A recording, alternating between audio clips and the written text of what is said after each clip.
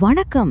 சில கதைகள், அதுவும் வரலாற்றுல நடக்கிற சில சோகமான கதைகள், அதுக்கு பின்னாடி பாத்தீங்கன்னா பதிலில்லாத கேள்விகளும் தீர்க்கப்படாத அநீதிகளும் ஒளிஞ்சிருக்கும். இன்னைக்கு நம்ம எல்லாருக்கும் தெரிஞ்ச டைட்டானிக் கதைக்குள்ள கொஞ்சம் ஆழமா போய் யாருக்குமே தெரியாத சில மர்மங்களை பத்தி பார்க்கலாம். சோ இந்த கேள்விதான் நம்மளோட இந்த தேடலுக்கு ஆரம்ப புள்ளி. இது சும்மா ஒரு பனிப்பாறையில மோதின கப்பலோட கதை மட்டும் இல்லைங்க. இதுக்குள்ள கணிப்புகள், தப்பான முடிவுகள், மனுஷங்க செஞ்ச தவறுகள்னு ஏகப்பட்ட சிக்கலான விஷயங்கள் இருக்கு. வாங்க துப்புல இருந்து ஆரம்பிக்கலாம். டைட்டானிக் கதை அந்த விபத்து நடந்த அன்னைக்கு ஆரம்பிக்கல. அதுக்கும் பல வருஷங்களுக்கு முன்னாடியே ஒரு எழுத்தாளரோட கற்பனையில ஆரம்பிச்சிடுச்சு. இதுதான் நம்மளோட விசாரணையில முதல், அதே சமயம் ரொம்பவே விசித்திரமான ஒரு க்ளூ. இந்த பேரை நல்லா ஞாபகம் வச்சுக்கோங்க, மார்கன் ராபர்ட்சன். இவர்தான் டைட்டானிக் துயர கதையோட மர்மமான ஸ்டார்டிங் பாயிண்ட். ஆமா, நீங்க கேட்டது கரெக்ட் தான். டைட்டானிக் கடல்ல மூழ்கிறதுக்கு சரியா 14 வருஷத்துக்கு முன்னாடி ராபர்ட்சன் டைட்டன் ஒரு நாவல் எழுதுறாரு. அதுல மூழ்கவே மூழ்காதுன்னு சொல்லப்பட்ட ஒரு பெரிய கப்பல் ஒரு பனிப்பாறையில மோதி மூழ்கிற மாதிரி எழுதியிருக்காரு. யோசிச்சு பாருங்க, இது வெறும் தற்செயலா நடந்ததா இல்ல விதி முன்னாடியே கொடுத்த ஒரு வார்னிங்கா? சரி, இப்ப கற்பனை உலகத்துல இருந்து நிஜ உலகத்துக்கு வருவோம். அந்த உண்மையான கப்பல்ல இருந்த முக்கியமான ஆட்கள் யாருன்னு பார்க்கலாம். இங்கதான் கதையோட போக்கே மாறப்போகுது. இங்க இருக்கிற இந்த ஒப்பீட பாருங்க.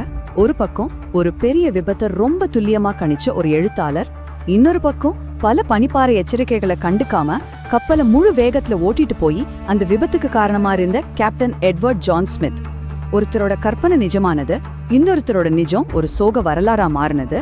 இது விதியோட விளையாட்டு இல்லையா? ஆனா பாருங்க, கப்பல்ல இருந்த எல்லாருடைய விதியும் அந்த கேப்டனோட கையில மட்டும் இல்ல, அவங்க வச்சிருந்த டிக்கெட்லயும் அது எழுதப்பட்டிருந்துச்சு. ஆமாங்க, நீங்க ஃபர்ஸ்ட் கிளாஸா இல்ல தேர்ட் கிளாஸாங்கிறது நீங்க உயிரோட இருப்பீங்களா இல்லையான்னு முடிவு பண்ணுச்சு. நம்பவே முடியாது, ஆனா கணக்குகள் அதான் சொல்லுது. ஃபர்ஸ்ட் கிளாஸ்ல பயணம் செஞ்சவங்கல 60% மேல தப்பிச்சாங்க. ஆனா தேர்ட் கிளாஸ்ல வெறும் 25% தான். இதுதாங்க டைட்டானிக்கோட உண்மையான இருந்த பக்கம். டைட்டானிக்கா ஒரு மிதக்கிற ஸ்வர்க்கம்னு தான் சொன்னாங்க. ஆனா அந்த ஸ்வர்க்கத்துக்குள்ளேயே 2 வேற வேற உலகம் இருந்துச்சு. மேல ஒரே கொண்டாட்டம், கீழே உழைப்பு. இந்த ஒரு வித்தியாசம்தான் அந்த ராத்திரியோட சோகத்தை இன்னும் அதிகமாக்குச்சு. ஆபத்து பக்கத்துல வந்துட்டு இருந்த அந்த ராத்திரியில மேல டெக்ல இருந்த ஃபர்ஸ்ட் கிளாஸ் பயணிகள் பாட்டு, டான்ஸ்னு ரொம்ப ஜாலியா இருந்தாங்க. அடுத்து என்ன நடக்க போகுதுன்னு அவங்களுக்கு ஒரு சின்ன க்ளூ கூட இல்ல. எல்லாம் ரொம்ப இயல்பா போயிட்டு இருந்துச்சு. ஆனா அதே நேரத்துல கப்பலோட இதயமான கண்ட்ரோல் ரூம்ல டென்ஷன் கொஞ்சம் கொஞ்சமா அதிகமாயிட்டு இருந்துச்சு. இந்த 2 உலகத்துக்கும் நடுவுல இருந்தது சில மாடிங்க தான். ஆனா அவங்களோட விதி எவ்வளவு வித்தியாசமா இருக்க போது பாருங்க. டைட்டானிக் பத்தின மர்மங்கள்ல இதுவும் ஒண்ணு. பைனாப்பிள் ரூம்னு சொல்லப்பட்ட ஒரு ரூம். கப்பலோட வரைபடத்திலிருந்து இந்த மர்மமான ரூமை எதுக்கு யூஸ் பண்ணாங்கன்னு இன்னைக்கு வரைக்கும் யாருக்குமே சரியா தெரியல. சிலர் இதுல ரொம்ப விலை உயர்ந்த பொருள்கள் இருந்திருக்கலாம்னு சொல்றாங்க. ஆனா உறுதியான பதில் யார்கிட்டையும் இல்ல.